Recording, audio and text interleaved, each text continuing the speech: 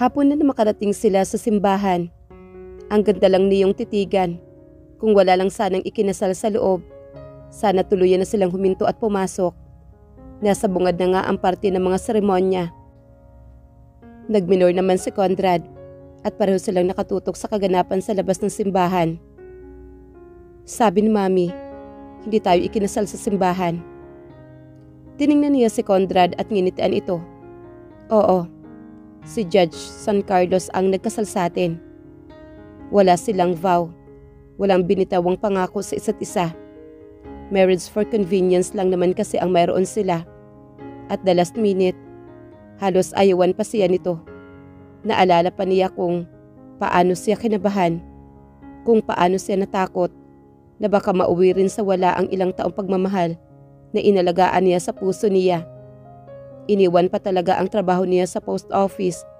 Lahat ay pasamantalang naisasantabi muna. Dahil ang mahalaga ay ang kasal nila ni Conrad.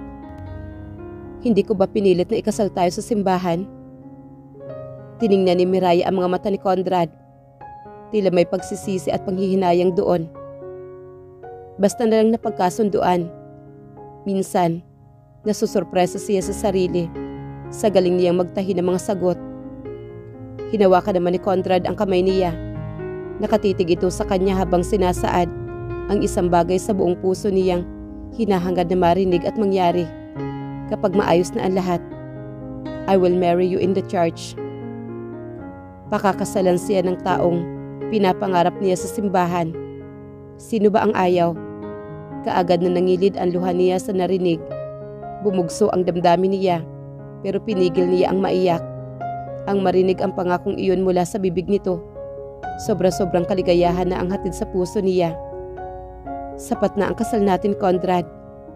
Ang mahalaga lang naman sa kanya ay ang makasama niya ito hanggang sa pagtanda. Kahit may posibilidad na hindi mangyayari iyon, pero nakahanda na ang puso niya. Mangyayari yun, Mira, one of this day.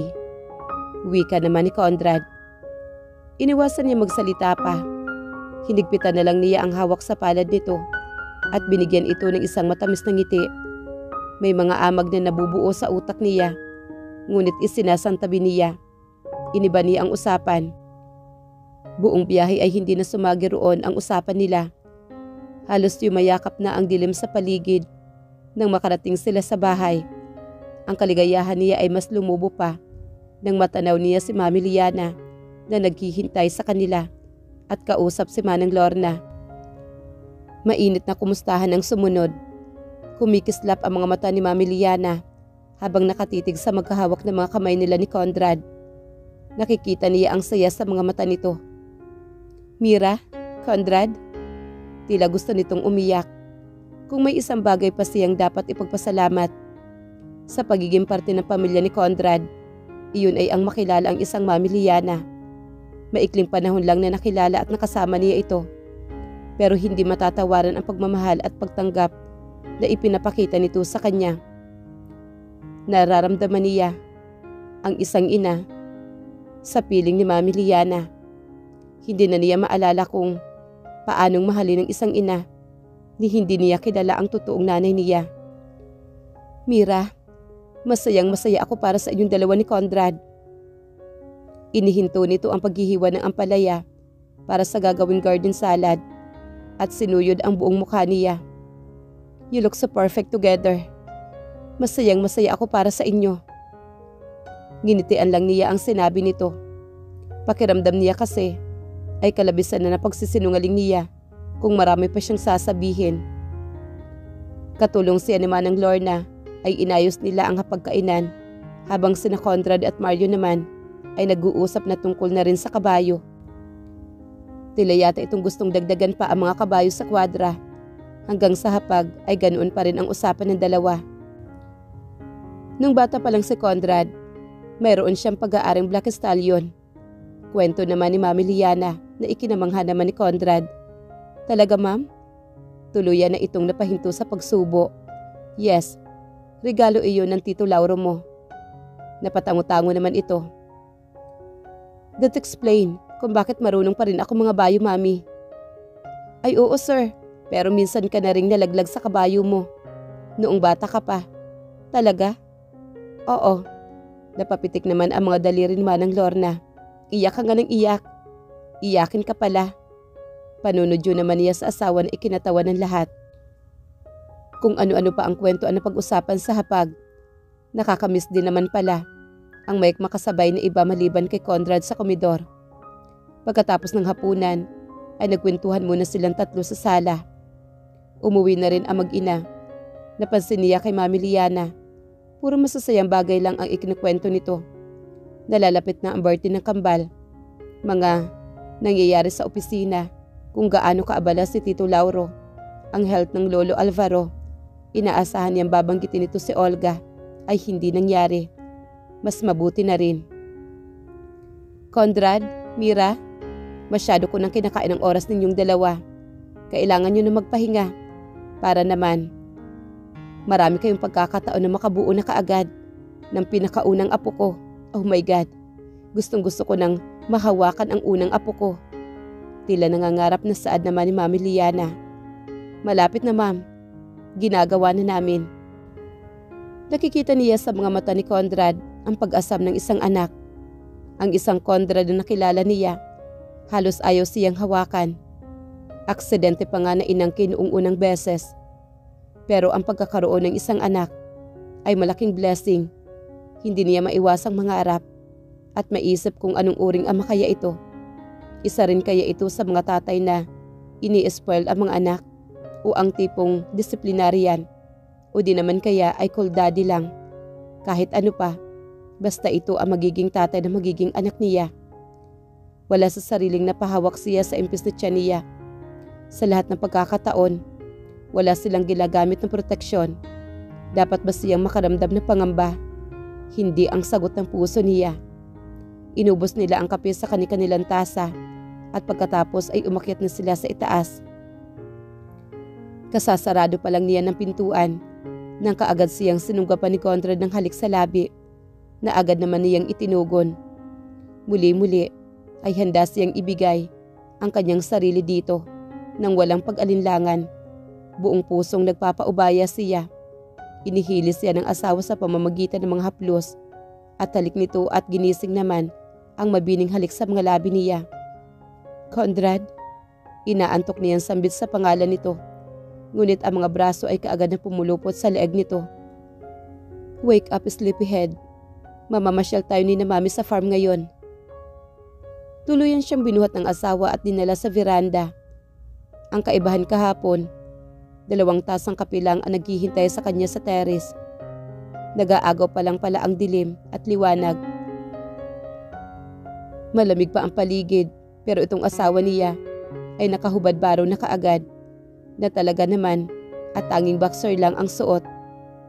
Hindi ka ba giniginaw?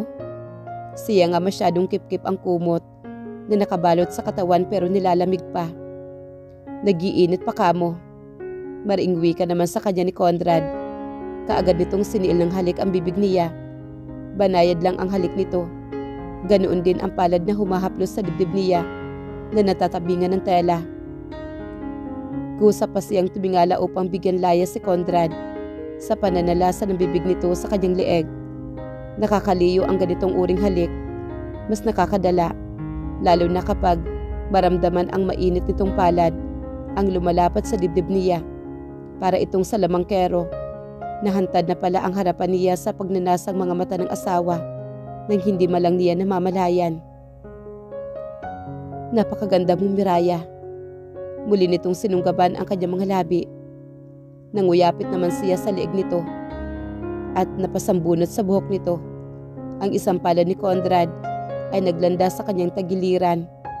Tila minumolde ang korba ng kanyang baywang habang masuyong minamasahe ang kanyang dibdib. Napadaing siya na maramdaman ang mapanghas ng mga daliring naglalaro sa kanyang laman habang sakop ng bibig ang isa niyang tuktok. Tuluyang nabaklas ang kumot na bumalot sa kanya. Nalaglag iyon sa mesang pinaglagyan nito sa kanya. Itinukod nito ang mga braso sa tagiliran niya at pinapasadahan ng nagnanasa mga titig ang kabuuan niya at nagtagal ang mga mata nito sa kanyang gitna. Bawat dantay ng mga mata nito ay umaapoy siya. Mas lalo siyang nagiinit nang makitang kumikislap ang mga mata nito. Kagat pa nito ang ibabang labi. Tila ito takam na takam sa isang putahe.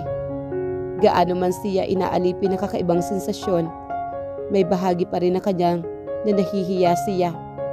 Binalak niyang takpan ulit ang katawan. Pero mapilit talaga si Conrad. Pigil nito ang braso niya at muling sinabasib ang bibig niya. "Pull down my boxer."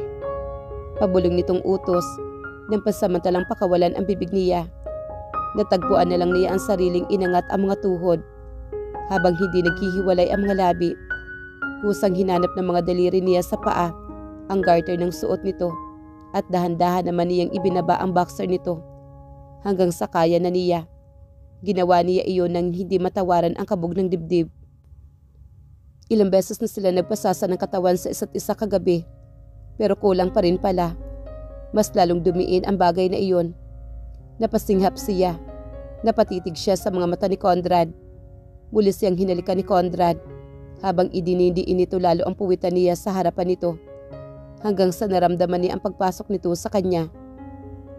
Kumalat ang kuryente sa buong katawan.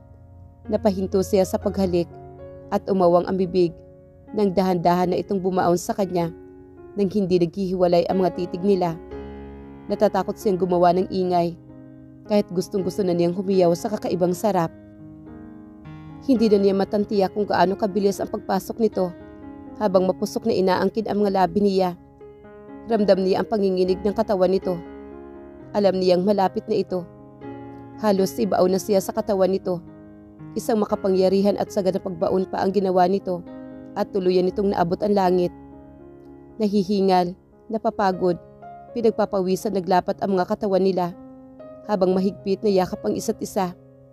Saka lang sumigid sa kanya ang katotohanan na nasa labas sila at tuluyan na ngang sumisikat ang araw. Paano kung may nakakita sa kanila? Napadilat siyang bigla at hinanap ang kumot. Ngunit bago niya iyon maabot, ay kusa na iyong lumapat sa kanyang balikat. Hindi niya maiwasang mapangiti. Matapos ang mainit na tagpo, ito ang asawa niya. Masuyong muli ang nakapintang ngiti sa mga labi nito. "Good morning." Pinataka nito na mabining halik ang mga labi niya. Napupuno na talaga ang puso niya. Hanggang sa hapag ay hindi nawawala ang mga ngiti niya. Nagsalo sila sa agahan ni na Mami Liana na basta na lang napapangiti kapag nagtatagpo ang mga mata nila ni Conrad. Wala na. Parang nahahawaan na siya ng kamanyakan nito. "Conrad!" Umalingaw-ngaw ang malakas na boses ni Miraya sa buong banyo. Umaangil siya sa kakulitan ni Conrad. Naantala ang ginawa niyang pagsishave sa mukha nito. Paano ba naman kasi ang kamay nitong asawa niya ay bigla-bigla na lang dumadapo sa dibdib niya at marahang hinahaplos ang umbok nito. "Sige ka, masusugatan ka talaga." Wika niya sa asawa. Gumising lang naman ito at nanggigil na pinisil ang pang-upo niya. Nasa likuran na naman niya ang isang palad nito at iyon naman ang pinanggigigilan. Pinanlakihan niya ito ng mga mata. Ngunit parang batang ngumiti lang ito na tila walang ginagawang kababalaghan. Ang manyakis niyang asawa. Sa kandungan talaga siya pinaupo kapag naglilinis niya ang mukha nito. Kung wala lang talagang shaving cream sa kalahati ng mukha ni Conrad, malamang na kanina pa siya nito pinanggigilan. Halik na ako sa'yo." Wika naman ni Conrad. Hindi na rin niya maiwasang matawa. Ang kulit nito. Kunwari ay naiinis siya. Pinisil ang tungki ng ilong nito. Pero sa huli ay tinaniman iyon ng ilang magagaang halik. Lately, mas tumitindi yata ang panggigigil niya sa matangos nitong ilong. "Isang pisil lang, babe." Nakausli ang nguso nitong tila naglalambing. Pumirat pa talaga at kahit hindi pa niya pinahihintulutan, nagiging mapangahas na talaga. "Conrad," may pagbabanta na sa boses niya at pilit na inaalis ang kamay nito sa kanyang likuran. Kahit naman kasi kaunting kalabit lang nito, apektado siya. "Ano ba?" Mariin niyang pigil dito. Gumagapang na kasi sa loob ng sundress niya ang mainit at malaki nitong palad. "Damot?" Nanlaki ang mga mata niya. "Maramot?" Tuluyan niyang inilapag sa mesa ang gilid ng emperor chair. na kinaroroonan nila sa terrace. Ang razor blade ay may pagbabanta ang mga titig na pinukol dito. Akmang aalis na sa kandungan nito ngunit maagap siya na pigilan. Babe naman, naglalambing lang. Wika naman ni Conrad. Wala naman talaga siyang balak umalis. Ang sarap kayang maupo sa kandungan nito. Kung pwede lang sana na dito nilang siya sa lap nito habang buhay. Sa kaniya naisip. Ang saya niya. Hindi masukat ang kasiyahan. Sa panig ni Conrad, wala nang bakas ng aksidente na pinagdaanan nito. Kapag nakikita niya ito nakikipag-usap sa mga tauhan sa farm, namamalas niya ang isang ordinaryong Conrad na abot kamay lang. Malayo sa Conrad na tinatanong niya lang sa malayo noon. Sa loob ng halos 2 buwan nila dito sa Nusagaray, mabuting tao ito. Mapagbigay at mababa ang loob. Minsan noong sinabi ni Mario na kulang ng trabahador sa pag-harvest ng mga bulaklak, kaagad ito nagpresenta. Ipinagkibit-balikat pa nga ang pag-alala niya. Magandang paraan na makilala ko ang mga tauhan dito. Katwiran nito, kaya hinayaan niya na. Pawisan ito nakikitulong sa pagkarga ng mga sako-sako at nakisabay na rin sila sa tanghalian at merienda ng mga ito. At ng isang may edad na matanda na nagbubuhat ng kung ano at muntika na matapilok. Si Conrad ang kauna-unahang sumugod para tulungan ito. Inagaw nito ang sako mula sa matanda. Kaya naman, naramdaman niya ang saya at hinayaan na siya ng pagkakataon na makita ang isang side naman ni Conrad. Parte na hindi madalas na wiwitness ng iba. Babe, tulala ka na yata sa kapugian ko. Kinalabit siya nito. Kaya naman ay natapos din ang malalim niyang pag-iisip. Sira ka talaga. Natatawa niya itong tinampal sa pisngi. Saka ipinagpatuloy ang ginagawa niya. Pinaraanan niya ng electric razor ang kabilang side ng mukha nito. Paano mo natutunan ito? Kay tatay. Sagot naman niya. May itatanong pa sana ito pero mabilis niyang pinandilatan ang mga mata. Hindi sila matatapos kapag sige ito sa pagtatanong. Isa pa, baka masugatan ito. Ang sumunod na minuto, absorbed na siya sa ginagawa niya. Ayan, tapos na. Parang nagmumukha itong Conrad noong college. Ang kaibahan nga lang ay may kinang ang mga mata nito. Ang gwapo lang nitong tingnan. Magandang lalaki pa rin ito. Nakakagigil sa kagupuhan. Hindi na iwasang ikulong sa magkabilang palad ang mukha nito at tinitigang mabuti ang mga mata nito. Parang gusto mo na akong kagatin niyan na. Wika naman ni Conrad. Tumaas baba ang mga kilay nito. Nanunudyo sa kanya. Totoo namang tila may nagtutulak sa kanya na kagatin ito at halikan. Bigla na lang niyang pinupog ng halik at nagtagal ang mga labi niya sa tungki ng ilong ni Conrad. Natatawa na lang ito nang kagat-kagatin niya ang dulo niyon. Hey! Nakangiting wika naman ni Conrad. Sorry, nakakagigil kasi. Kapag may mga gabing nagigising siya, walang sawa niyang tinititigan ang mukha nito. Sumusubsub siya sa leeg nito. Parang ang sarap lang na mamahinga sa balikat nito. Ang sarap amuyin-amuyin ng lalaking ito. Mas lalo yatang bumabango sa pang-amoy niya. That's good. Ako lang dapat ang panggigilan mo na ganyan. Wala nang iba pa. Kinabig ni Conrad ang batok niya at niyakap siya na mahigpit. Hindi ka pa ba nagugutom? Kanina pa nakahain ang breakfast. Maaga siya nagising at nagluto. Nagising siyang giniginaw. Kaya bumangon siya at nagbihis. Naging mailap na ulit ang tulog sa kanya. Kaya bumaba siya at nagluto. Matapos magluto ay ilang sandali niyang tinitigan ang mga dish na maayos nang nakahain sa mesa. Wala siya makapang appetite. Conrad? Panay ang ginagawa nitong paghaplos sa buhok niya. May gusto akong kainin. What? Sinilip nito ang mukha niya. Freshwater fish. Magpapabili tayo kay Mario sa bayan. Iibang hinahanap ng mga appetite niya. Ini-specific? Pwede bang ikaw ang mamingwit? Masyadong kakapalan na mukha. Pero iyon talaga ang gusto niya. Wala na siyang naisip na kainin pang iba kung hindi ito ang kumuha. Wag na lang. Bahagya siya nakaramdam ng hinampo nang hindi ito nagsalita. Matapos ang ilang segundo. Sige, Huwag na lang. No, I'll get it for you. Wika naman ni Conrad. Mabilis ang naging kilos nito. Maingat siyang kinarga pabalik sa loob at inilapag sa kama. Ito na mismo ang nagligpit ng mga shaving implement. Pagkatapos ay magkahawak kamay silang pumanaog sa hagdanan. Nasa mismong paanan na sila ng staircase nang mapansin nito ang malaking portrait. Kuha iyon noong college graduation ni Conrad, katabi ni Mami Liana.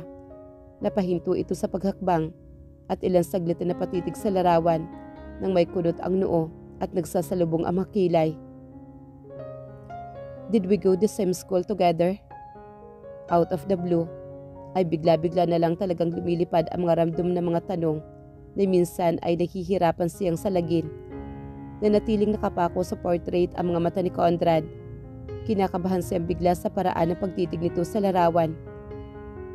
Oo, pero hindi ako nag-graduate sa Lasal.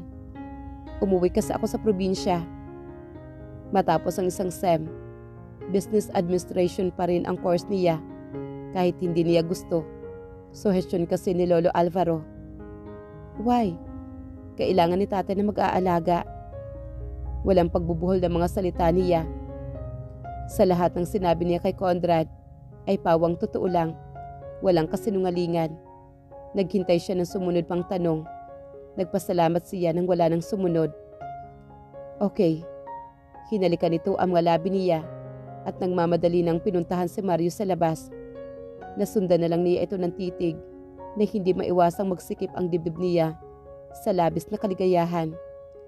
Habang hinihintay si Conrad na pumanhik muna siya sa loob at inabala ang sarili sa pagliligpit, natatawa pa niyang naitaas sa ere ang basta na lang nitong hinubad na boxer.